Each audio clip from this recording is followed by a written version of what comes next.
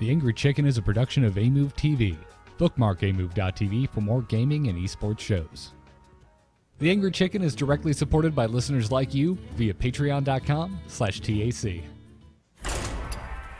Everyone, get in here!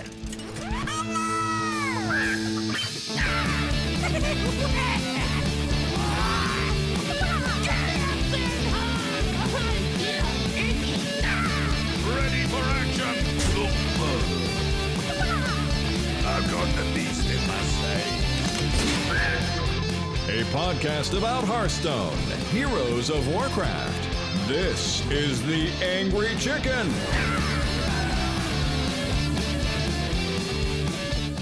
Greetings and welcome back, everyone. This is indeed The Angry Chicken. I'm Garrett Weinzierl, and I am joined, as always, by Jocelyn Moffat. How are you doing, Jocelyn? Oh, you might be muted. Totally forgot to unmute my mic. All right. But I'm amazing. Yeah. Except for the total terrible internet issues, but basically fine. For those unaware, Jocelyn and I have already recorded one full podcast today, and that brief moment of silence pretty much is a perfect representation of how smoothly today's recordings have been going. Yeah, I think it took us, 2 hours to record 1 hour of audio? Yeah, more or less. So anyone who goes and listens to Embrace the Spoilers this week, I hope you really enjoy that show, because there were 7 cuts while we tried to make that damn thing. But anyways, as some of you may know, and it might be a surprise to others who don't listen to the ends of podcasts, which is everyone on Earth, which means no one knows, Dills is traveling, so he is not here today. But in his stead is Hearthstone caster extraordinaire, Raven, joining us for the first time ever. Raven, welcome to the show. Thank you. It's awesome to be on here. I catch it as often as I can, as I was telling you before. Time zones don't always quite line up that well with me, but it's good to be here. Looking forward to it. We're excited about having you on. So you're actually also, in addition to being a human, our next goal on our Patreon. Yeah, the Patreon goal is my main form, and then the human's just something I do on the side. Yeah. So, if that doesn't happen, I'm just going to cease to exist at this point. So okay, fingers crossed. It's like your final form. You're going to get your hair's going to turn golden or something. That'd be so cool. Maybe we'll see. We'll see. Okay, or possibly blue if you're a current Dragon Ball fan.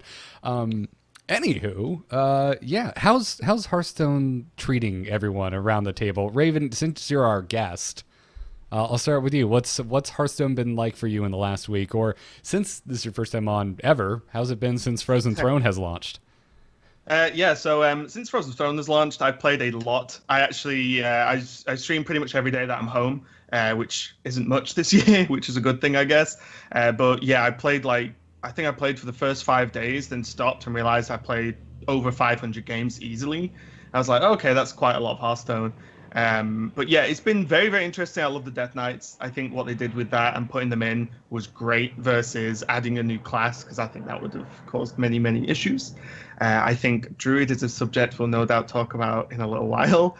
But other than that, I think the expansion's awesome. It's been a lot of fun streaming it. It lined up really well that it released on the 2 to 3 week stint I've actually been at home before I go traveling off again tomorrow for the foreseeable future. So it's been awesome so far.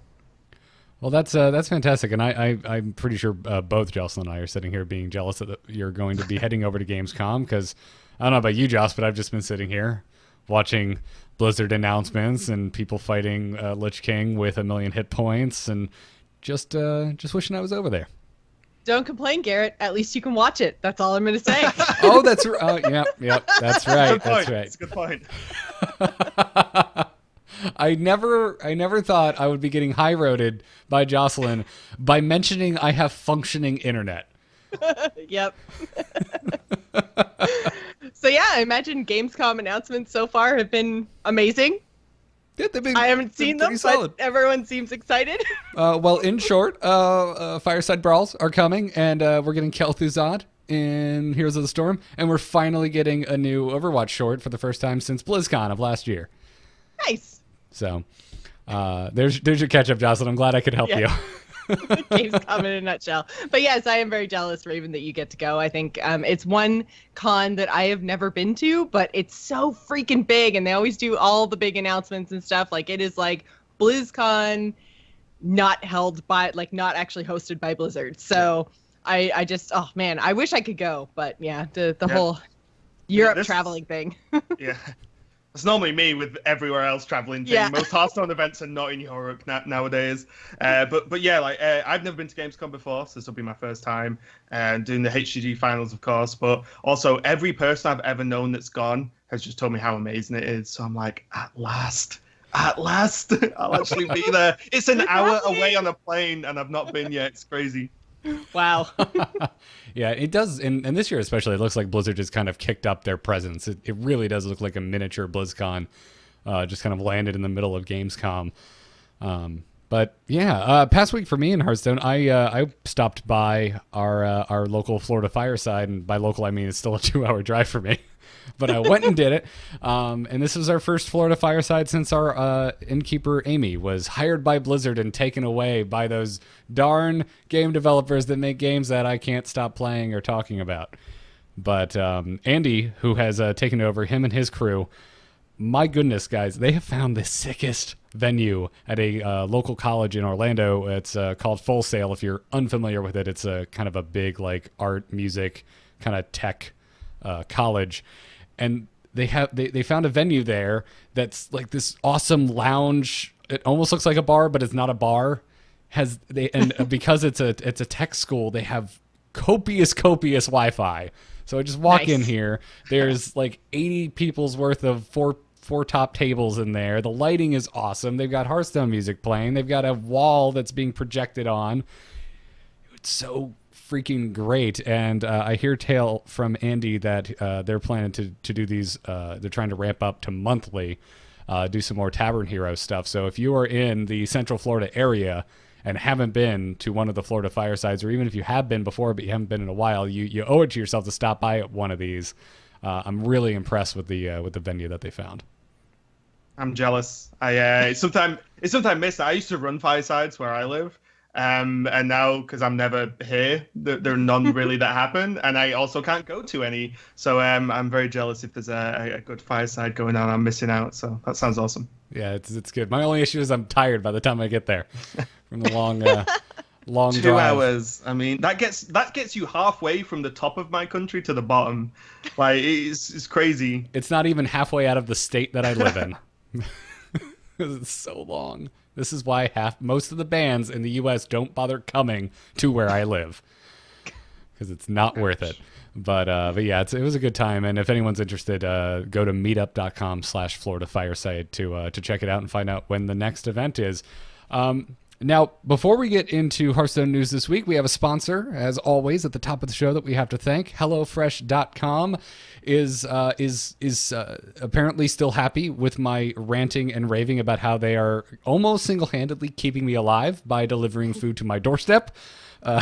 So they're still sponsoring the show. If you're unfamiliar with HelloFresh, they are the meal kit delivery service that brings fresh food, ready-to-cook meals straight to your door with everything you could possibly need to complete the recipes that they have curated for you.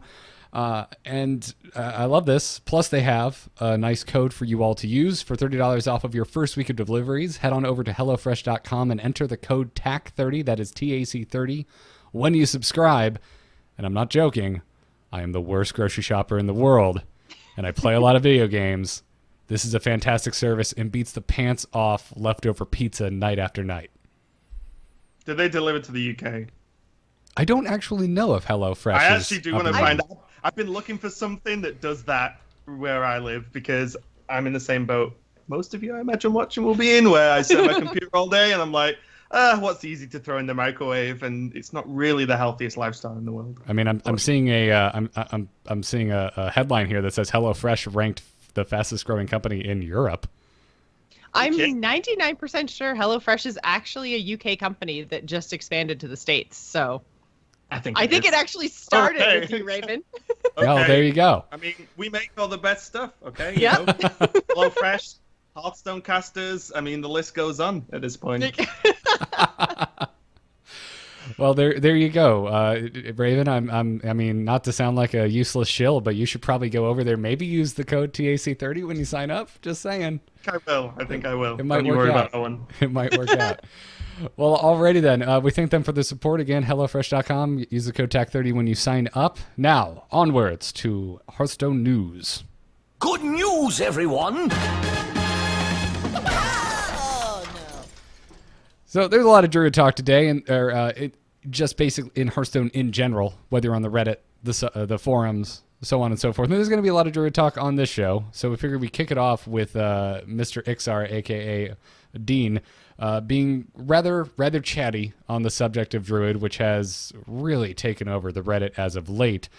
We're not going to mention everything verbatim, but getting into it, really what it seems spurred his response was the claim that Druid is surpassing the popularity of Undertaker Hunter, because we clearly have perfect stats to make that kind of claim. And yeah, it was a post from Vicious Syndicate. They posted their latest like meta numbers basically, and said that the popularity of Druid is now more than the popularity of Blizzard's published stats for Undertaker Hunter. But the problem is that Vicious Syndicate is measuring like a very, very small amount of time and a very, very small amount of data. Whereas Blizzard measured the popularity of Undertaker Hunter over, I believe it was something like 5 or 6 weeks at its kind of peak popularity. So, I mean, they're basically comparing apples to oranges with the stats that they're using. Yeah, I think that's one of the things that's very, very common in terms of the Hearthstone player base and the more verbal player base. I read it and so on, Twitter, so on and so on, is that they kind of magnify everything by 1,000 times and don't think of bigger pictures. Because I believe, it was, we'll go through the post, no doubt, but, Ixar was saying the Undertaker Hunter stats were over weeks and even, month plus, whereas the Vicious Syndicate numbers were over any given one day of the less than week we had of the expansion or something like that, or the week and a half. So, those numbers, you've got to really look at them properly and try and understand them, but the more verbal people in the community are not really too great with numbers, unfortunately, and don't really don't really understand these things, right? It's I don't know, it's kind of funny. Yeah. Yeah, I mean, I can understand it, and there's already comments in our chat happening right now saying, well, without a Hearthstone API, how are we supposed to get perfect stats? And also without Ixar kind of getting in here and in his comment giving us the actual stats, it's kind of, as much as I like to point and laugh and be like, you don't have perfect stats, why are you making these claims? If they're not giving us the actual answer or giving us the tool to do so, this type of thing is going to keep happening over and over again every time a new deck surges in popularity. Yeah, I think... Well, sorry, Raven, go ahead. Oh, okay. I think one of the problems is it's the same with expansion dates, nerf dates, or nerfs in general, is that whenever Blizzard or Team 5 or whoever you want to aim at, say, oh, this is going to happen, or this is a number, the same thing still kind of happens. People run away with these numbers, make grand assumptions on them, and still make up stories basically. And it's not that there's nothing behind this Druid or the Druid numbers in general, but I feel like they're kind of damned if they do, damned if they don't, to a certain extent, when it comes to releasing numbers, stats, information from Team 5's point of view, anyway. It's very true, because I mean, just the Undertaker Hunter number already, they released that number, it's official Blizzard stats, and it's biting them in the ass. Yep. Now it's a weapon. Now it's a weapon, exactly. That's all very good points. I mean, Raven, where do you fall on this kind of stuff? I tend to err on the side, especially right now, that's just too darn early, that we haven't had enough time to sit with Frozen Throne to really know how this all shakes out. Yeah, I actually think Ixar's post is very good. The stuff he actually talks about is very interesting, and to me sounds more like the issue. Everyone's like, "Oh, infestation is the problem." It's like, is it? Is it? if a druid couldn't ramp, is infestation overpowered? No. It's actually a 10-mana card should do silly things. That's why it's a reward for getting to the late game in what is let's be honest, a fairly aggressive card game. The aggro decks are always dominant no matter what's going on. Curve builds are always dominant, which a lot of curves don't often plan to get to 10 most of the time in general. But I think the issues are when you combine all these other things into one class, ramp, the ultimate infestation, and then I think you hit the nail on the head with the plague card. Like spreading plague is actually kind of insane. Like it's just as good in Jade Druid mirrors than it is against aggro, and like say aggro Druid or Pirate Warrior, for example. Right. It's just it's a tech card that isn't even a tech card. Like it's just good. It's nuts. Right, and that's what Ixar, that's where he mostly conceded, was with spreading plague, saying that it was meant as a soft AoE for minion heavy metas, but it probably shored up that vulnerability more than originally intended. Yeah, I think it's insane. If you remove that card from Druid's arsenal, right, look at all the aggressive decks. I mean, Druid has a bit of a rough time versus Murloc Paladin. It can be a little bit tough with Pirate Warrior. I was playing Druid just before this show, and I nailed the same guy, the same Pirate Warrior twice in a row. Both times Plague just gained me, 10 plus health. Because the way they had to trade into it. It's like the attack doesn't matter. It's the fact that they just burn damage on those taunts, or even a single taunt. And then that buys you the time to get you more high-powered cards later on. And I think it's insane. And Ultimate Infestation, I think, is fine. But it's just all the ramp. Innovate is the nightmare card for me. It should just restore crystals. It shouldn't give you extra mana. It should just restore crystals you already have. I think that's the worst one, the worst culprit, because you really cheat with that card. But yeah, everything combined is what's making Druid popular. And also, Druid at most ranks at the moment is actually just quite easy to play. Like, it's pretty straightforward most of the time. Dump all your ramp, play Ultimate Infestation, then you've gained the tempo back that you lost through ramping, and then you just go. It's a pretty straightforward plan most of the time, and that means, just like Undertaker Hunter, like it's a pretty straightforward deck, so more people will gravitate to it. And again, that changes the numbers of the percentage played of that deck as well. Mm-hmm. So it sounds like you're leaning towards Innervate. If you had to choose between Innervate and Spreading Plague. 100% I would nerf Innervate. Okay. If you made it restore crystals, then even all the ramp, the tempo loss from the ramp, without because no one often ramps to 10 in a stupidly quick way without Innovate. It's either Innovate Blossoms, Innovate Nourish into more ramp, or Innovate on 8 onto Infestation. If you just remove that card, or just made it restore crystals, which is just better, then it would solve a lot of problems, and it would also solve a different problem that I also hate, which is Innovate Pink Bird in Action Druid.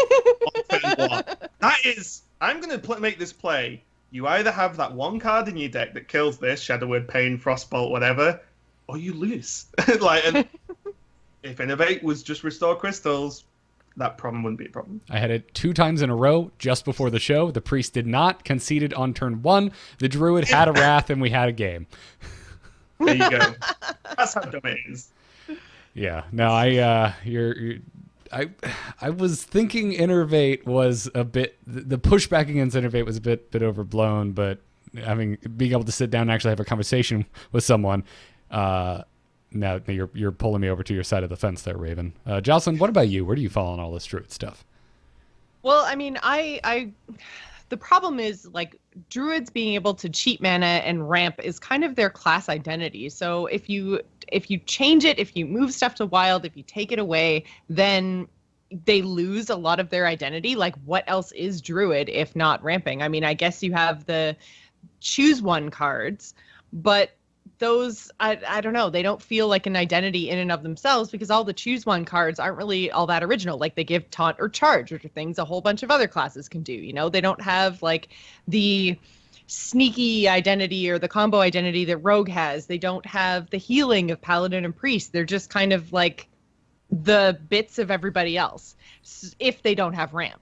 So I don't necessarily, I like the change, Raven, that you mentioned of how Innervate refreshing your mana, because that's essentially what Innervate in World of Warcraft does, right?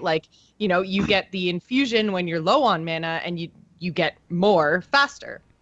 So that to me makes sense as opposed to just giving you bonus crystals. But yeah, I don't know about actually like getting rid of it or moving it to wild or anything like that. And I did like the point that Dean made specifically about ramp, saying that they are aware of this problem and they've had lots of internal conversations about what this actually means for Druid, because these are basic cards, right? So they're going to stick around for the long term. They're never rotating out. And what does that mean for Druid as a class? So I think they could still, like, I think if Innervate refreshed your crystals, like 2, 3, whatever makes it balanced, I think that like that would be great. But I want to see it stay in, and I want to see it still playable. I like that. Now I would almost say this might be in Teams 5 defense. They have pivoted classes in other directions in the past. Specifically right now I'm thinking about Shaman, where it used to feel like Overload was their class identity, and now it feels like Evolve is their class identity, whether that's for better or for worse. But that's certainly a class where how we kind of perceive their kind of core shtick has definitely evolved over time. Hey. Didn't see it coming. I'll be honest. No, I think class identities changing over time is good, because who wants a card game to never change? Because that's just boring to a certain extent. Especially, the game's in its fourth year now, I think. Yes. We should probably know this, but we don't. It's fine. But yeah, I think I think the ramp is fine, but the trade-off for ramp is tempo, and then you throw UI into that mix, and you gain all of that back that you lost. So there isn't really a punish. The only games I've ever been blown out in a sort of, a middle in length game, not just being smoked down as Druid, is when UI's been like bottom 5 cards in my deck, like both of them. Like they're the only games I ever even remotely come close to losing.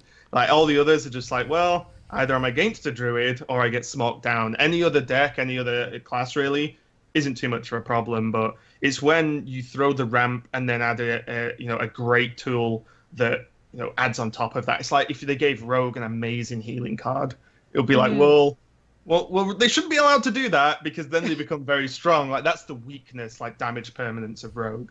So they've kind of stepped into that a little bit with Druid, I feel, this expansion. Well, that's kind of basically what they did, is they shored up Druid's vulnerabilities when Druid wasn't struggling as a class to begin with. Like they could have done this to a couple of different classes and it would have been fine. But the fact that Druid was already strong with Jades, and then they went, oh, you're kind of vulnerable to smorking and you're kind of vulnerable to ramp into nothing. So how about we fix both those problems? Oh, we went too far. They should have called it Ultimate Beasts and put it in Hunter, so Hunter can actually play with cards after turn 5. That would be pretty awesome. But yeah, they decided to add it to Druid with all the ramp in the game. So yeah, definitely fun on ladder, I'll tell you that. I'm part of the problem, so I can't harp on yeah, that. I think we all are. Yeah. I was I think ranked 2 or something. And I was like, okay, guys. I saw that stream. I was like, okay, guys, I'm sorry for this, but for the next few hours, I'm just gonna play Druid. I'm just gonna hit Legend. Then we'll play all the stupid decks we can think of. But I'm just gonna hit Legend with Druid. And honestly, like over 50% of my games easily were mirrors. It was so silly. Yeah. Well, don't worry, everyone. We are moving on, but we will have more Druid talk later, as we're going to be highlighting Aggro Druid in our strategy deck talk this week.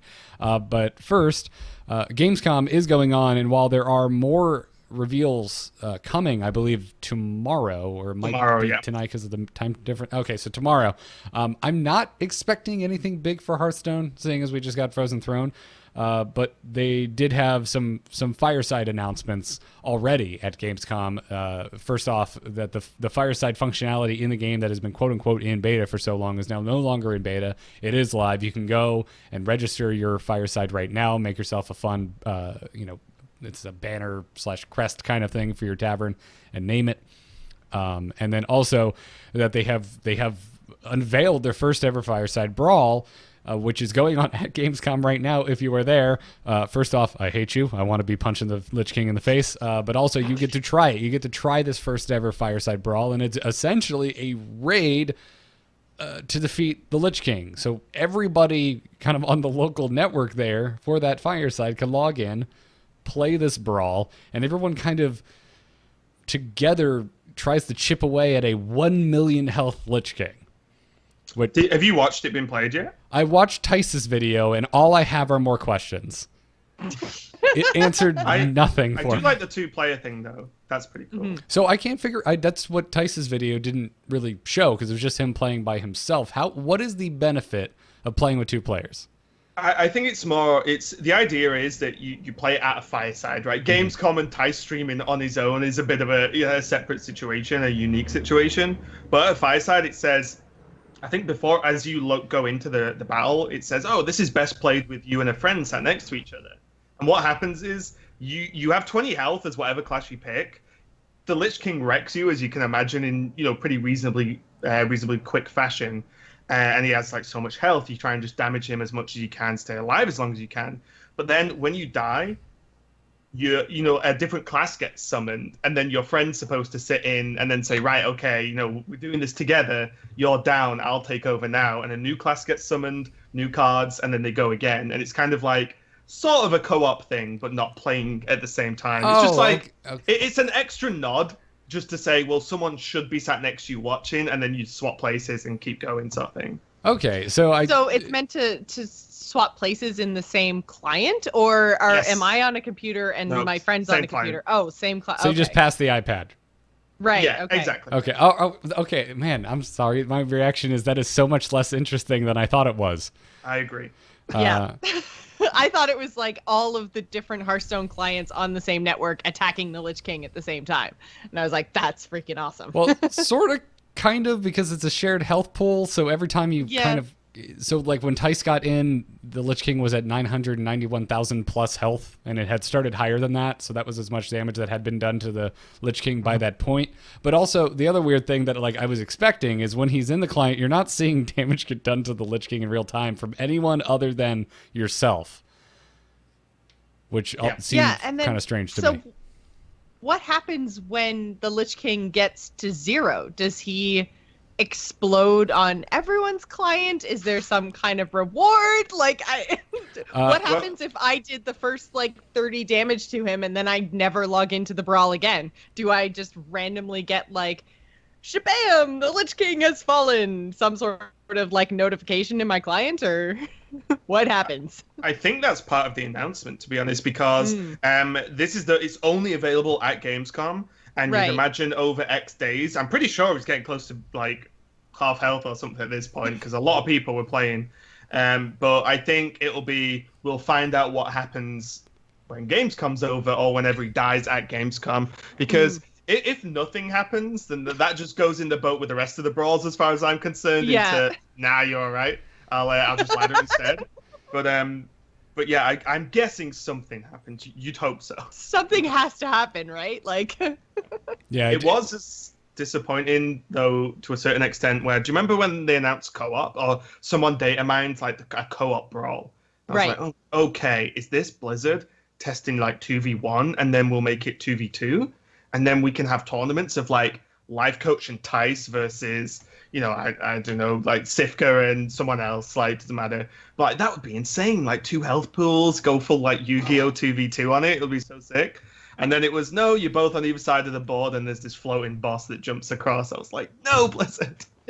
No, where's my actual 2-on-2? It would be so good. And we're like, it wouldn't be balanced. I'm like, great. It's it shouldn't be balanced. It should be stupid. It's no, I didn't get my wish, unfortunately. It's very Nintendo-esque. It's, here's what you want, but not how you want it. Yes. It's Pokemon Go all over again. Yeah. Yeah. So I don't know. This is I'm anxious to see what they do with this in the future. If they're gonna pass this Lich King brawl around, I'm kind of crossing my fingers that future fireside brawls are a little more involved than plink away at something forever until it hits 0. It's just kind of strange. Yeah, because that health pool, 1 million health, seems like, okay, yeah, you can probably get through it at an event like a BlizzCon or a Gamescom or something like that. But if you're going to do this at firesides, where you have 10 people for 5 hours, there's no way. There's no way that this you can't, right? That's not happening. Let's be honest. There's just going to be fireside sweatshops. They'll just all be crowded around things, and they'll just be quietly click, click, click, click, just farming now. All you hear is the sound of fluorescent lights and fan blades. That's all you hear. Exactly. No, I mean, there's no way that they would just be like, all right, everyone, here's your 1,000,000 health hit point Lich King at everyone's local tavern brawl right now. That's not gonna. No. They'd have I'd love to. it if they did, though. It would be so funny. It'd be funny if they did that. I would like it if they made this scaling where it's just like, oh, there's 30 people on right now. His hit points are at X amount of health based on how many players are on the local network. Yeah, sounds logical to me. And my other question is, what happens like if you don't beat him? If your fireside ends and everyone leaves the network, then does everyone get a message like, "Wah, the Lich King wins"? Well, again, it all bow comes, to your new Lord Arthas or something. it all comes back to if you get nothing from beating him in the first place. I'm not sure anyone's going to be all that mad. I think we need to know what happens when you actually beat this guy. Yeah. But apparently the innkeeper can set the health, the innkeeper can set the health. which makes sense. Okay. Gotcha. Well, that was not. I don't think that was explained in the announcement. It certainly wasn't explained in Dice's stream, which were the only two things I saw about this. I also think as well that something like that, some kind of direct control would have to happen, because what if at a fireside, like I used to run a lot of tournaments there, for example. Well, what if you don't want to spend all day onto this set scaled health, just grinding the Lich King? What if you want, okay, we're going to have a break from a tournament. We've got an hour. Let's all jump in this and try and kill him. You know what I mean? Like, and just say, well, here's X health. We can do this in an hour, 45 minutes or something. Like, to me, that sounds like a very logical way to go about it, at least. You're not into grinding the Lich King? I'm glad you didn't say on. I do like Arthas. He's cool. He's a great character. Just I not played that way. Frozen Throne, but more like we'd both go out for a drink. We wouldn't get up to any grinding on each other, at least. So, yeah. Also, that armor's really pointy. I would that seem ill-advised. Either that's going to be really rough or very enjoyable, depending on your taste.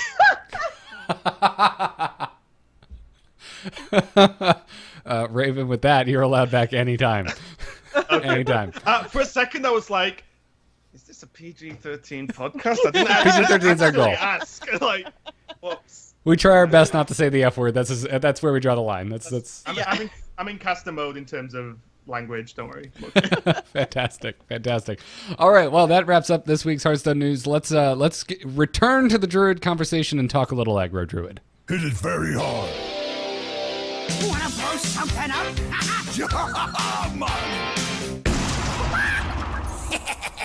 Time to pay!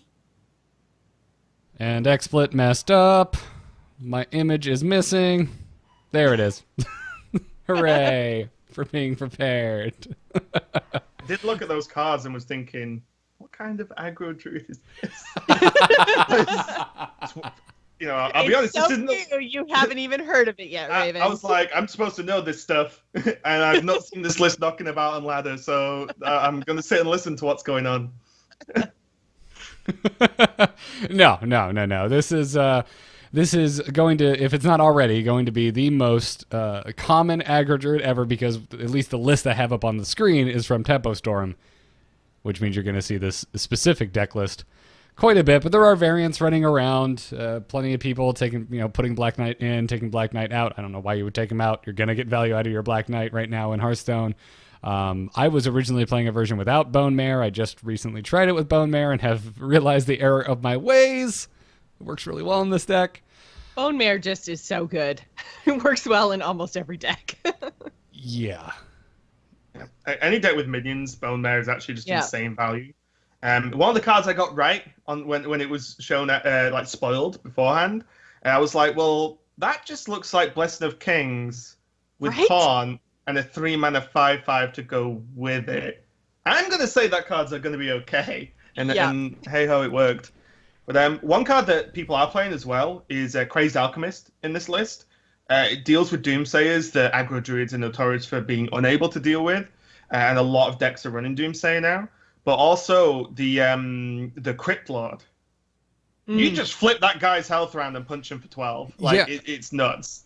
Yeah, it's funny you mentioned that because I saw it just before the show. It was the first time I've seen Crazed Alchemist come out for a Druid, and it was a mirror match. We were both playing aggro Druid. I did not have a Crazed Alchemist. My opponent did, and it worked out so much better for him as a result.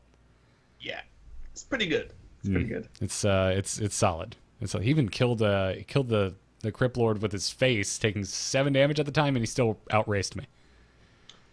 Glorious. It was gross. It was gross. It's actually insane. But the main two cards you want to look at here, in my opinion, is the very first card, and then the pink bird. You combine those two on turn 1 for an almost Exodia effect. You don't have to wait for Mage. You don't have to do the quest. Just play Druid, play 2 cards, and that's your Exodia combo. It only comes in top half of the body, bottom half of the body. There are no arms or anything. It's just those two. Get them in the face, you win. The deck's scary at the moment, at least. It is terrifying. The turn 1 Vicious Fledgling is the scariest thing in Hearthstone right now. Which, not to give credit to Doomsayers on Reddit, feels a little Undertaker-y to me. No, Garrett, no. It does. It does. Something happens on turn 1, and you're just like, okay, this game is over if you don't have an answer for it, and that is a scary thing. So, damn it, Raven. Every time I think about it, it's like, yeah, no, it should. I guess it should just refill mana crystals, not give you extra. Yep. I know, and now that you said it, you're never going to get that out of your head, Nope. right? Nope. It's always going to be there. Every time I try and defend it, and it's like, well, I'm winning with this, and I want it to stay. Well, yeah, that's just. So just is a everyone rational else. That's the problem. thought. It's just a rational thought, right? And I definitely don't want to end up in a world where it's just Druid on Druid all the time. Yeah. But overall, I mean, it was funny. If we had talked about this last week, it would have felt like cutting edge and new, because all anyone was talking about was J Druid, and kind of the talk around the water cooler seemed to be like the death of aggro decks, and then like, oh nope, just kidding. Druid can also aggro pretty much better than anyone else as well. So aggro is alive as well, but it's alive within Druid at the moment. Yeah, even Pirate Warrior and Murloc Paladin, which kind of aggro, kind of mid-range, I guess, depending on the way you look at it. Those decks are really high. Pirate Warrior is one of the highest win rate decks at the moment as well on ladder. Yeah. But what's really funny is like all this Druid talk, which, you know, as you guys right know, is all that's been talked about in Hearthstone. And I'm just thinking, well, this is something important to me on ladder. When I'm casting, so there's global games coming up, which we'll probably see it, but then there's playoffs coming up in like 2 weeks, right? So it's 3 weekends of playoffs. It's just going to be banned. It's just going to be a metagame without Druid. I don't really care. That was the tournament. The tournament this weekend, it's no pros, it's local players, but the tournament at the Fireside this weekend, everyone brought Druid, nobody played Druid. Yep. It's great because you think, but what's good if Druid's not a deck? Because the meta at the moment is either Druid or decks that beat Druid. Look at all the Quest Mage. And you're like, what do I bring if Druid's not a class anymore? This is really weird. It made the talk after the rounds were finishing up really interesting, because you started hearing about all of these insane stories because everyone's not seeing Druid. And people are talking about losing to things like N'Zoth Paladin. And I'm sitting there scratching my head like, really? Oh my God, that's awesome. And that's what I want to hear. And it's a good thing there's a ban in that tournament scenario, but I don't have a ban on my ladder. So I don't necessarily, I have no recourse if something is relatively popular. And me personally, it's not that bad. It's just now my stats are kind of eking over to Druid being favored, but I'm still seeing a decent spread around the classes. So I don't feel the need to feed into that. So far, still good for me, but I could see it getting out of hand if the popular opinion continues in the way that it's going. Well, this goes back to the whole people latching onto a specific deck, right? Like the good thing is right now, I feel like coming out of the Ungoro meta, which was still quite diverse, we're adding more classes back in. There are, some builds of Warlock and Hunter that are arguably viable now, on top of all the other classes that were already playable. So I feel like we almost have viable decks in all 9 classes, and that's a really good thing. Druid might be powerful, but that doesn't mean the other classes aren't. It's just this is the one that got figured out and is super powerful first. Paladin, still really good. Shaman, oh my God, Thrall has wrecked me so many times with that double evolve. Like, same with Anduin and his kill everything over 5 attack. There's some really powerful decks and cards out there right now. I think they just take a little bit more figuring out, and Druid is just the first thing. Like, there aren't really all that many changes to either the Jade deck or to the aggro deck as compared to the last expansion. So these ones were pretty easy with a couple of tweaks to figure out. Yeah, I think as well it had players like Fino who's a European player. He got like rank 1 with Druid on day 1. Yeah. Very similar to what Dog did with Quest Rogue in Ungoro. Day 1, rank 1. Oh my god, this deck's insane. Right. It's a very easy reaction to have. You know what I mean? Never mind from us, but from just any player of the game that knows of these streamers, or they follow Twitter accounts, websites. If they just see, oh, this deck got rank 1 on day 1, it's with like 80% win rate. It's like, everyone was at 80% win rate day 1 because everyone's playing really silly stuff. Like, it's like, well, it's a very easy reaction to have. And yeah, the Druid decks are pretty straightforward. The most that they change is the Black Knight meta. When everyone plays Black Knight, Jade Druid very swiftly stop playing Drake. But when everyone drops Black Knight again, because not as many people are playing Taunt, so I'd say Bone Med sort of falls off a little bit, but I can't see that in the near future. Then, the Drakes will come back, the other Taunts will come back. Look at Lich King. Like, he was in every single deck, and very swiftly he's been, made his way towards being cut from some of the most streamlined lists, at least. No, you're absolutely right, and I'm glad you bring up Dog and Quest Rogue, because where were we this time last expansion? We were all losing our mind about Quest Rogue, and Exactly. And even though a lot of people are going to probably yell through their headphones at me, but they nerfed Quest Rogue, we were right, and I'm just like, were you? Like it.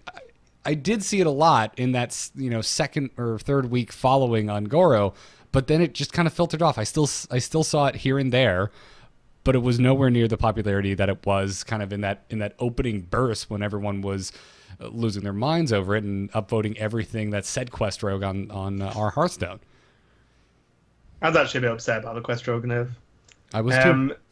The deck was the issue with Quest Rogue. It's similar to Patron to a certain extent, is just you could play that, or an average, say, rank 18, 20 player could play Quest Rogue, and a reasonable chunk of the time could just derp out the quest on turn 4 and be like, I win. There's nothing you can do, which is similar to what happened with Patron. You just Deathbite, play a Patron on 5, swing, you win. That's just what happened.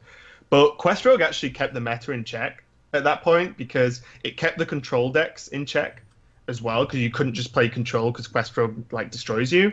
But because Quest Rogue was doing that job, aggro decks were coming out the woodwork to punish Quest Rogue. And also high-level Quest Rogue play, you look at players like Osaka and Hoy, play that deck was amazing. They did silly things. Like, I think it was in China for championships, for spring, Hoy didn't play the quest till turn 6, I think. In one of his games, because it's just what wasn't needed, and plays like that is so interesting to watch. But if, people losing on ladder to just, I press this and this and win the game and there's nothing you can really do about it, then I think that's when Blizzard get a little bit worried about certain decks. Look at even Molten Giant Charge Warrior was similar, because you didn't actually have to do much to make that work. You just did it, and then people die. Right. Which, I mean, although it is a slower game, the same sort of argument can kind of be applied to Druid right now with Jades, right? Like, I just play Jade cards, and then all of a sudden my tokens get huge, and then I win, and there's really nothing you can do about it without playing Geist. At least that's a bit of a counter now. But and even with Geist, is that interesting gameplay that's the counter? No. I'm not having a good time being like, oh my god, he played a card that made my plan disappear. Like, that's not interesting counterplay.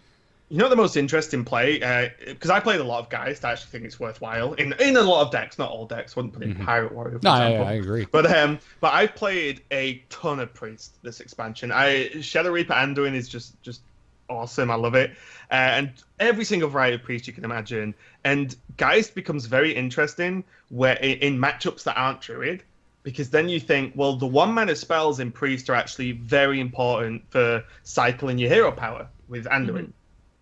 But what's the trade-off of either losing those 1-mana spells and getting rid of, something from your opponent, or just playing a 4/6 on Curve, for example, because it also destroys a lot of Shaman's utility, removes the double evolves if they've not played them yet, and does stuff like that. And that is actually interesting in when you play that card. But to just go, I'm playing this because I'm against a Jade Druid and now they can't infinite, it's like, right. I guess. Yeah. I don't know. Okay. I do play it, so great. Yeah, and I don't want anyone to think that I'm like advocating like no, Druid should be able to infinite and not have like any type of pushback. I would just like a more interesting type of counterplay than just a counter card. Some type of back and forth. I don't know what that looks like, but Geist and the crabs that came before it, things like that, had always just kind of rubbed me the wrong way. But anyway, back to the aggro druid. So while it is very powerful and mildly concerning, I would like to talk about the thing in this deck that surprised me the most, that I find the coolest about it, is can we just take a moment and realize and come to terms with the fact that the most aggressive deck in the game right now is willingly playing 4 minions that have 1 attack and a lot of health and taunt. Like, they're playing 1/5 taunt minions. I love that we've arrived at this in Hearthstone. I think it's hilarious. I just find it so cool and so bizarre.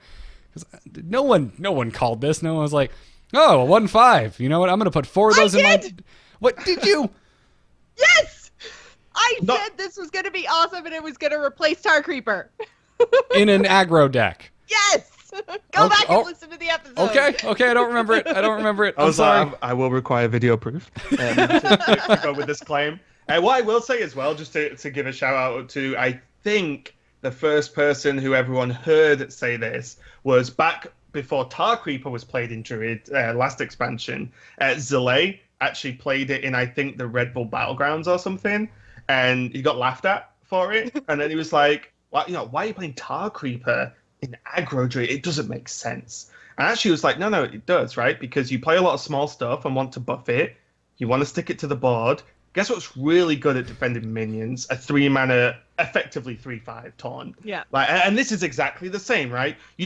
If you played Alchemist, it's a bonus for playing Crazed Alchemist, right? To just flip it and smack someone that doesn't happen every game. But if you say, I'm going to just splurge out all these low minions onto the board early and try and get them with buff, Savage Roar, so on, but I keep losing them, well, you know what's really good? A cheap, massive health taunt minion. And it works. It's kind of crazy, but sometimes those 3 drops don't die all game. Well, and if it doesn't die, then you have that kind of refill of your board mechanic because all your minions are so cheap. And then as you're playing out your minions, which is what you want to do as an aggro deck anyway, you're just making your taunt. You're essentially healing your taunt. It's crazy. Yeah, and if turn 1 Vicious Fledgling is the scariest thing in this game, the second scariest thing is an on-curve fledgling behind a 1/5 taunt. Ugh. That's the second scariest thing right now. The 1/5 taunts in this deck protect fledgling like no one's business and protects everything else in your deck. And the chances of you going up against another Druid are pretty high right now, and they're going to have an issue dealing with anything behind these taunt minions. I played a ton of Jade Druid, and I guess it's called Token Druid, like Pheno's style, with the Medieval stuff. I played a ton of those lists. Every time I faced a Druid mirror, no matter what, I thought, unless I knew for a fact it was Jade, I would just mulligan for Wrath. Every single. You don't win. Like, if it gets to attack, you lose. It's that crazy. I was like, if this guy's Jade, and I'm Jade, and I mulligan for Wrath, and I get Wrath, and I never use it, it's still a better matchup than him being aggro and me not having Wrath. Like, it's so scary. It's so scary. It's sweaty for sure. It's a sweaty thing. So, anyways, that's Aggro Druid, and also our thoughts on the meta as a whole, because that's where this conversation led us.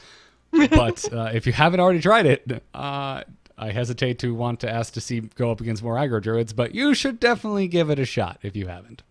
If no other reason than to have a bunch of 1/5 taunts and then laugh as you buff their attack. It's also really cheap as well to craft in terms of dust. Like Bone Mare, for example, being a common is insane in a good way for players, because it's a powerful card that's cheap. But if you look, no legendaries. There's I think a couple of epics. Oh, sorry, there's Black Knight in there, but even that's a tech card. There's Black Knight and Patches, but I mean you can get away without either one of them really. Yeah. And I think most aggro players, at least now, have already crafted a copy of Patches, so I don't even count his dust cost anymore. Yeah. If this does stay, if there's not any type of crackback from Team 5 in terms of any of the spells for Druids, Yeah, I'm glad you brought up the cost, because this could be, I think, like the next zoo, like this kind of like solid, affordable deck that damn near any player in Hearthstone could afford to craft. Oh, good point, Raven. Well, let's keep it moving right along and take a crazy game story. Has the whole world gone crazy? You're in trouble now. You got it!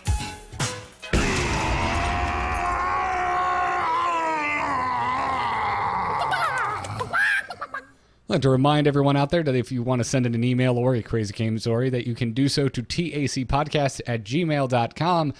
Gickon is how I will choose to pronounce this name, writes in this week and says, "Hi there, my favorite chickens. This is a story of a short game that evoked long laughter. Priest versus Priest. I won by playing only 2 cards." All right, impress me, Gickon. So Gickon writes, "I had Barnes in my opening hand, but only self-heals until I would be able to play him. My opponent had better luck using their mana crystals and played a 1-drop followed by a 2-drop. Who'd have thunk it? Then on turn 3, they coined out their Barnes, which summoned a Doomsayer. Poor guy. Could my bad luck have shifted to my opponent? Question mark. Even though I had reached 4 mana, I healed again and hit end turn as I watched Doom come to his side of the board. What was the response? My opponent healed and passed as I had done all game. But now it was my turn. Not having a Doomsayer in my own deck, I slammed down my Barnes, which pulled out the Lich King, drawing me an Army of the Dead. He stole the Lich King's song, turning off my Death Knight card generator, but giving me an 8/8. Whoops! So he silenced the... Oh, man. Knowing the high-cost minions that awaited in my deck, I decided to try my luck using Army of the Dead. Yasharaz, Ysera, the Lich King, and an Obsidian statue slam onto the board, granting me another Obsidian statue from Yasharaj, a Death Knight card, and a Dream card. Not that it mattered. While I was laughing with delight and disbelief, my opponent conceded. I am sorry for your Doomsayer, other priest. Thank you for making a great podcast. I look forward to it every week. That's rough. That your opponent learned a very, very hard lesson that day. That silence, though. This guy is one of, I won't use full words, but one of my great many nemesis on ladder, right? And not because I played him before, but because he plays Big Priest. Have you guys played this deck or played against it? I have played not, against it, yeah. I have not actually run up against the Big Priest yet. I want this nerfed before Druid. I'm not even joking. It's so frustrating, eh?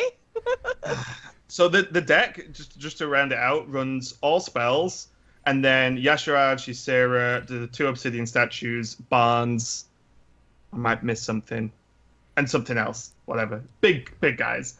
And the problem is, because Priest has so many res spells now, they have the 4 mana one that discovers a dead minion and resurrects it, and then the 6 mana one that summons a 5/5 version of whatever minion, one of the minions in your deck.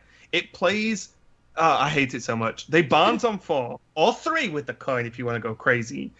And then they get the Lich King or Yasharaj, which then pulls another minion. Ysera, it doesn't matter which minion they get, because it's not Barnes. Then you go, okay. I'm pulling up the deck list. Yeah, I can't even look at it. It annoys me so much. Look at this. This is the list. Okay, so Priest of the Feast often isn't played. So it's normally only the big guys. So you guaranteed a massive pull from either Shadow Essence, Barnes, and that's it. So then you Eternal Servitude. If they kill the 1/1, you Eternal Servitude it. Boom, 4 mana, 8/8, 10/10, 4/9, whatever. If they don't kill it, well, it's still doing something, or you can trade. And then you do it.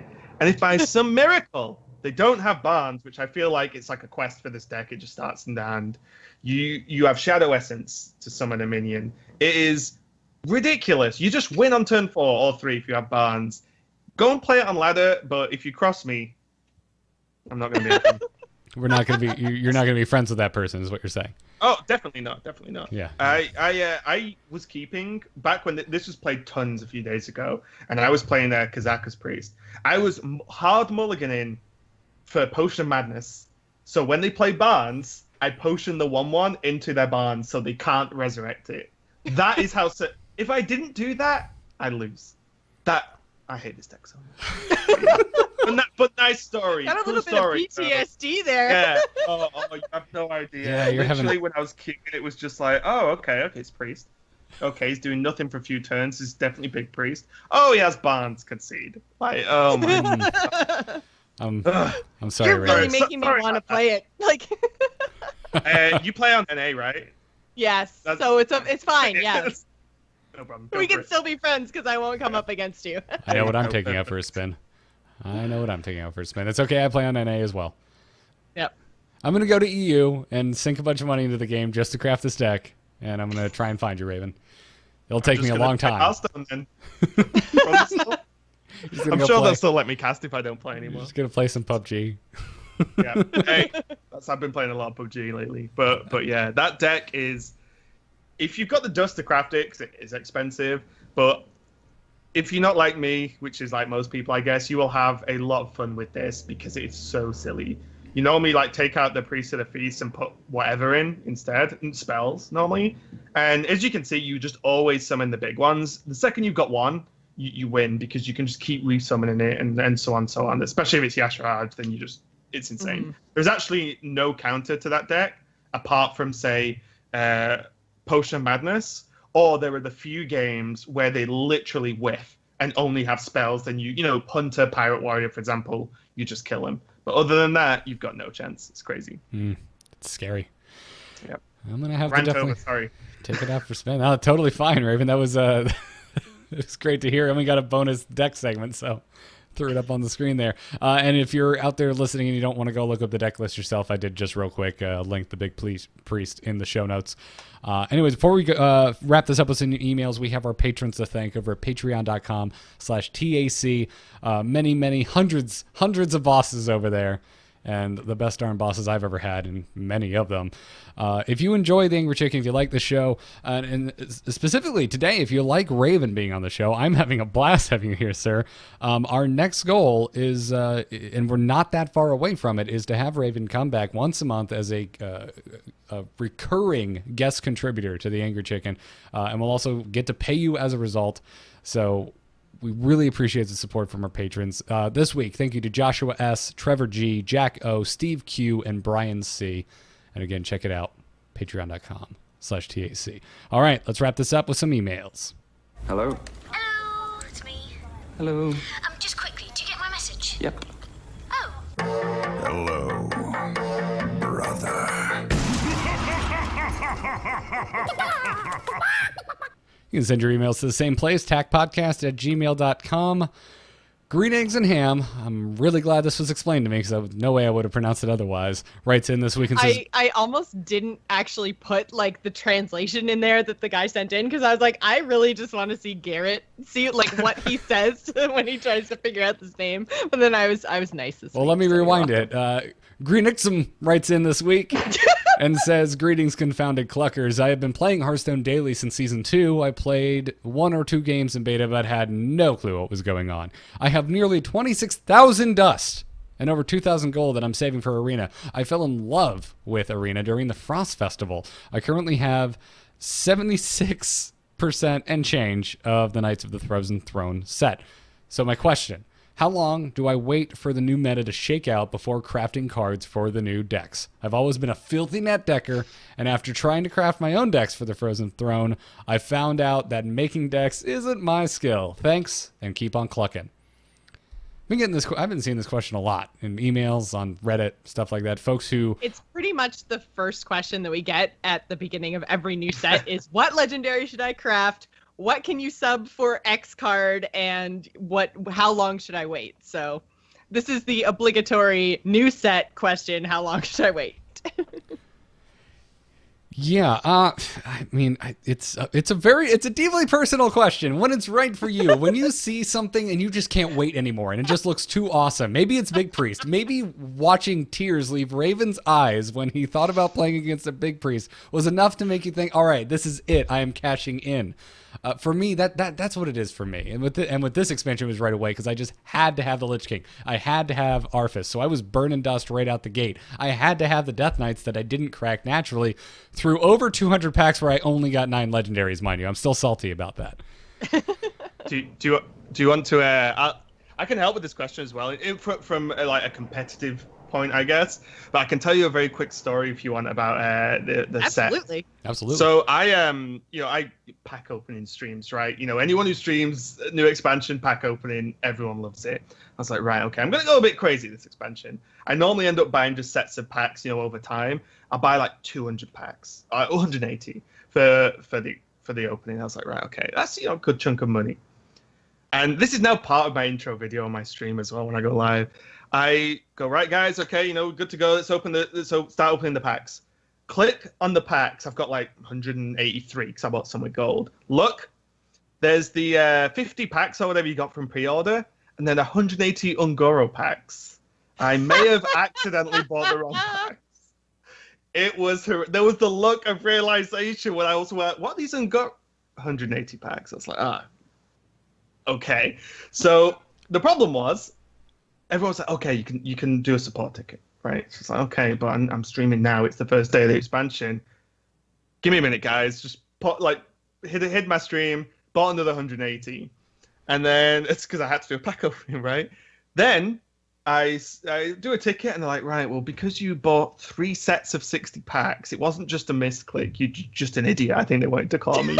they were like, we can change them to Frozen Throne packs. I was like, okay, I guess I'm opening 360 Frozen Throne packs. So now I have the full collection quite easily. So luckily I would laugh so hard if you didn't have the full collection after all this.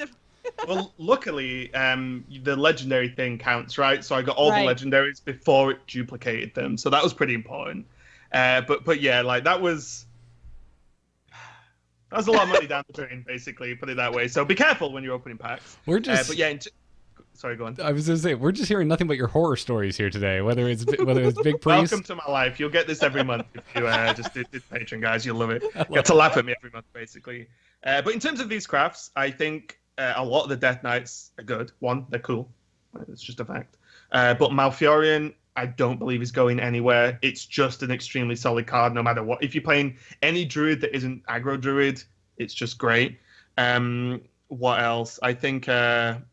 Anduin is awesome if you like Priest at all. His Death Knight is so much fun. Beyond that, though, beyond like any Death Knights you fancy, I'd probably say Garrosh is one of the weaker ones at the moment. But in general, most of the Death Knights are very powerful and a lot of fun to play. I think that's really the go-to for me. If you craft a Death Knight and you like the class at all, you are not going to be upset. They're all a badass and they're awesome. Even the Paladin, and I think we talked a little bit about it last week, but even the Paladin Death Knight, which is kind of hard to actually get its like power to go off. When it does, it's super awesome. But even just turning your dudes into tutus and getting that lifesteal weapon, like it's still a tutus that have to be killed. Yeah, tutus that have to be killed, exactly. Yeah, but it, like even just making your hero power that much better, that much stronger, like it's still a solid card, even if you don't pull off the super amazing insta kill. Yeah, both Uther, the Uther Death Knight and the Garrosh Death Knight. There's obviously I think people are drawing lines between them, and I understand why they both equip a weapon. They both have what look to be the most passive new hero powers of the set, but I think Uther is just infinitely more effective than Garrosh. I think that weapon is way better because the lifesteal and I think the one extra attack is worth more than having a cleave effect that late into the game.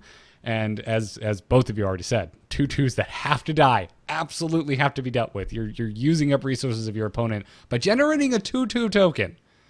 Mm-hmm. Yeah. Also, bear in mind as well, like this expansion is in game or in standard, should I say, for 2 years, right? You know what's going to be out by then? Thingya. Like some of the other Murlocs as well. Like Murloc Paladin is not a deck that's around forever. And I'll tell you right now, as soon as Murlocs are gone and Paladin don't really get any more aggressive tools or as powerful aggressive tools, people are going to be playing Uther. Like 1,000,000%.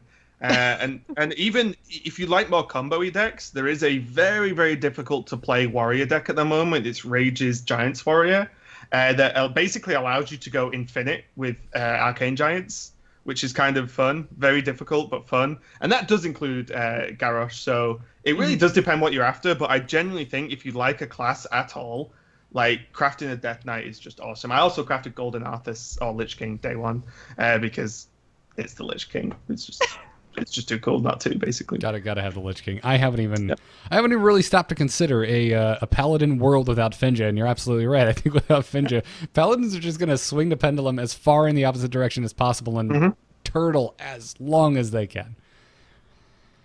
That's insane. Well, anyway, Green Eggs and Ham. There's our suggestions. Raven, would you like to take the next email? Yes, it's from a Little Boat. Greetings, flustered clucks. I guess that works for all of us here. Does a raven cluck? I suppose I could make it work. I'd like to hear your take on Prince Keleseth. All I really hear is he's the 2-mana +1/+1 to your minions in your deck. If you play him and you have no other 2-drops, by the way, in case no one knew.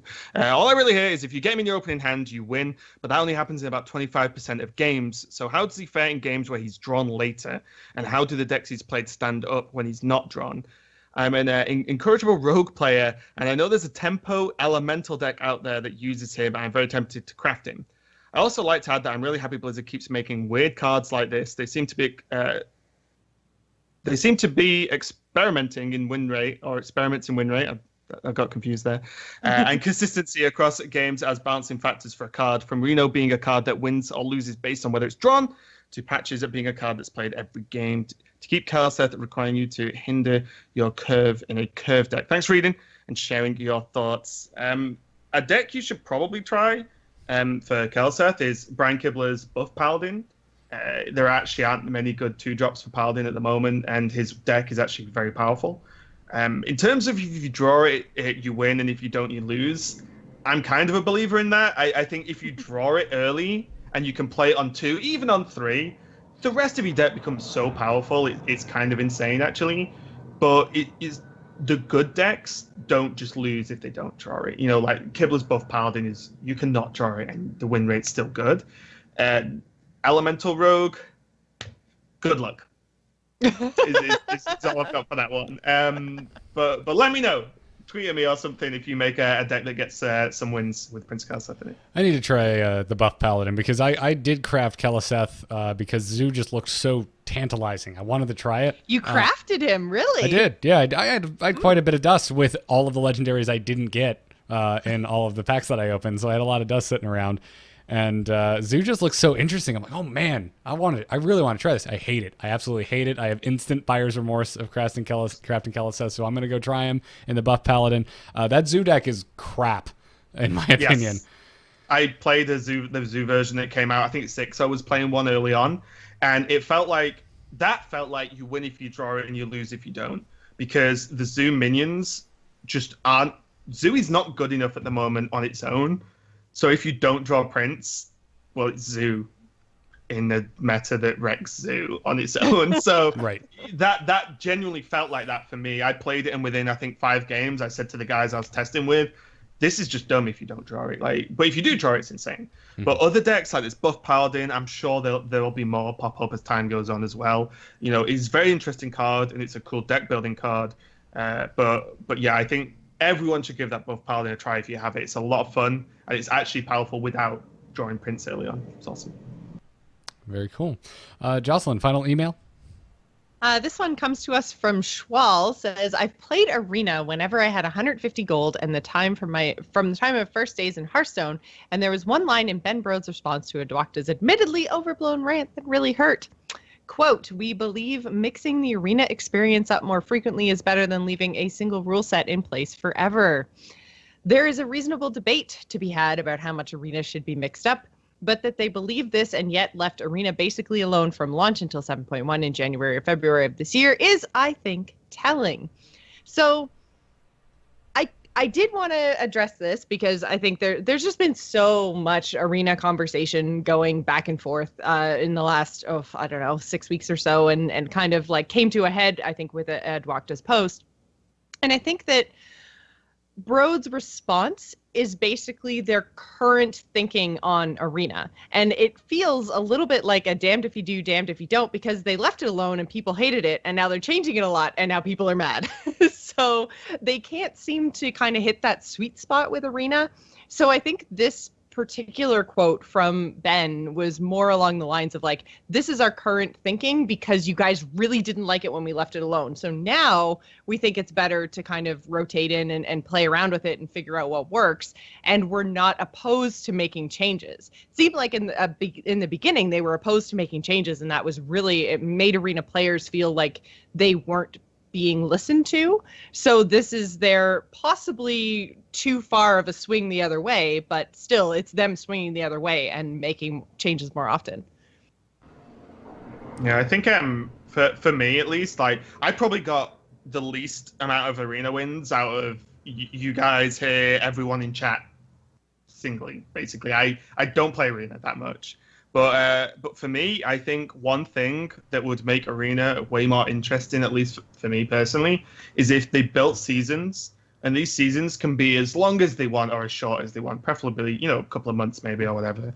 But I would like it if the Arena pool was a mixture of like 3 to 4 expansions at any given time, and it's any 3 to 4 expansions. So there could be, Nax, Karazhan, Ungoro, and whatever, and that's the arena pool for 2 months, 3 months.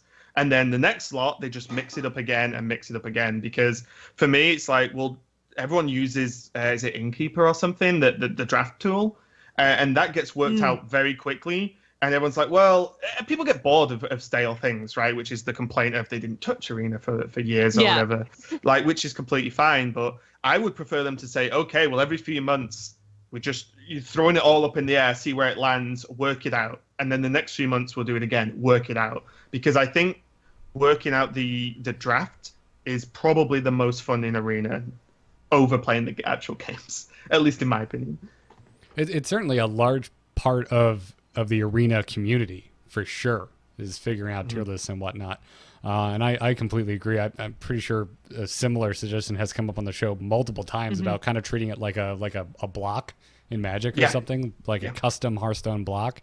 And I'm 100% down on that. The only thing I want more is to draft more than 30 cards and then be able to like throw some away at the end. But that would be cool. I think just like sealed sort of thing. Right, exactly. Just so I have I feel like I have a little more control over my destiny. In reality, everyone has the same chance. Some are still going to get more lucky than others, but I in my head, I just prefer that type of deck building gameplay. Do you think that kind of idea is where they came up with these synergy picks in the current Arena?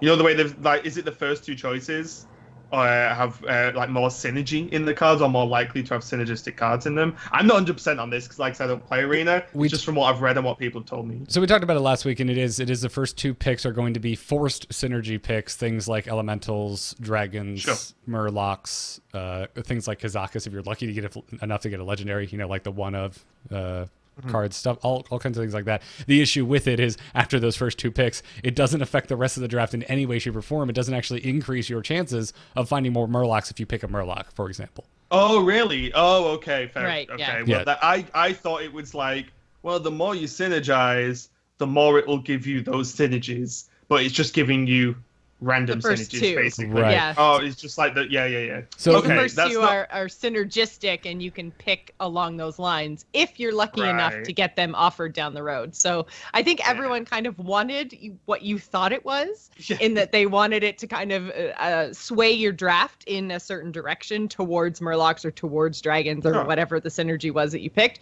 But in reality, that's not really the way that it worked. So, yeah. But I think you kind of nailed it with the actual experience of Arena. The thing that makes it unique is the drafting process. So if that gets figured out really quickly, then that can make Arena feel stale because there's so many tools out there, and that is kind of like the different experience, right? Like they're using the same standard pool now as constructed, and obviously the gameplay in Arena is the same. It follows the exact same rule set as normal Hearthstone does. So the one thing that sets it apart and makes it different is the draft. So if they mess up the draft like they seem to have done with the synergy, it's going to make people really upset. And if it gets figured out too quickly and stays stale for too long, that's going to make people upset. So I 100% agree. And like Garrett said, I think we mentioned it on the show before, I love the idea of mixing up the card pool in cool and strange ways that make it so it doesn't line up with any other set of cards in the game. It doesn't line up with Wild. It doesn't line up with Standard. It's its own card pool. And then from there, you get a new drafting experience, which is basically a new arena experience every few months. I think that's kind of the way to go. And the thing as well is it already has its own card pool. It's not like this is undoable in a technology sense, at least. Right, you know. right. I don't know the ins and outs, of course, but well, they've removed cards and increased percentages of cards. I'm pretty sure they can just say we want these, and these cards to be selectable. Like, I think last week we basically found out it's like a checkbox. Oh really? Like oh nice. Arena, oh god! Don't tell random people this. Can you imagine the Reddit threads? Jeez. Guys are playing with fire. I'm not a part of this. Burn it down. Burn it all down. Yeah. No. I everything here. There's so many great ideas for Arena. I think the exhaustion right now is just it all boils down to that those 4 synergy picks, and it just seems so ill-conceived. I don't know why it happened. Although at the same time, it's not the death of Arena. It's 2 picks out of your 30 card draft. Like, I think the fact that, and this is similar to what we talked about earlier with Druid and what Dean said, is that Ixar said is that Blizzard tries something. Oh, people don't like it or it doesn't work out so well. Blizzard are terrible. They're the worst game designers in the world. It's like, well, you wanted them to try something, okay? Like, who gets something right first time? Patches wouldn't be a thing. Okay, you know, like the card and patches of games. To be fair, pick one. I didn't. But you know what I mean? Like, they're never gonna just nail something first time. Like, no one can. That's not how the world works. But if like the first thing to jump to is massive complaints instead of, well, if they tried this, it might mean they try other things, and these other things could end up being really good. You know, so it's just the same old. But I don't really follow Arena too much. I draft, which is fun. Play like 2 games. I'm like, this isn't getting me a rank on ladder. Like, I'm kind of bored. Forfeit. It's like, done. Everyone likes playing for points, and and there's only so many points, 12 of them to be exact, you can rank up an Arena. So, anyways, I hope to see some more Arena changes. That's what I stand by my statement last week. Like, are 4 synergy picks not working? Yes, they're not. They're not working. But do I still want to see iteration and changes to Arena? Yes, absolutely. Please keep trying new things, and please don't be afraid to fail. So that's going to wrap it up for this episode. Thank you to Schwal. Thank you to Little Boat. Thank you to Green Ixum for your emails to tacpodcast@gmail.com. Thanks again to our epic patrons supporting us over at patreon.com/TAC. Thank you to our producers, Declan H., Peter Williams, Michael N., Sean C., and Johnny S. You are all insane, and we really appreciate the support. Follow the show on Twitter. The account is @TAC Podcast, and catch us live on twitch.tv/AMoveTV Tuesdays at 4 p.m. Eastern Time. Raven, you are our guest today, so you are up first. Where can everyone find you in your work? Okay, everyone, mainly on Twitter, @RavenCasts. I tweet whenever I'm at events. So if there's, there's HGG on, the Global Games Finals, top 4 teams, this weekend we'll finally work out who's the best country in the world, to a certain extent, Hearthstone, so that's going to be awesome. I'm at twitch.tv/RavenHS.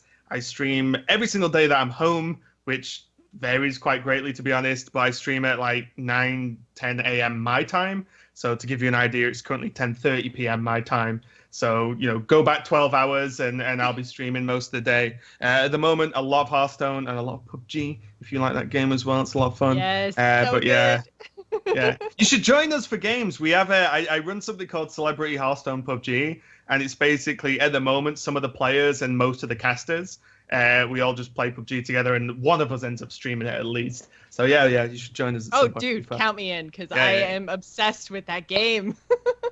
It's great, trust me. It's so funny watching people get very, very angry, and we're all good friends, and we all end up shouting at each other. It's glorious viewing experience, so I'm told.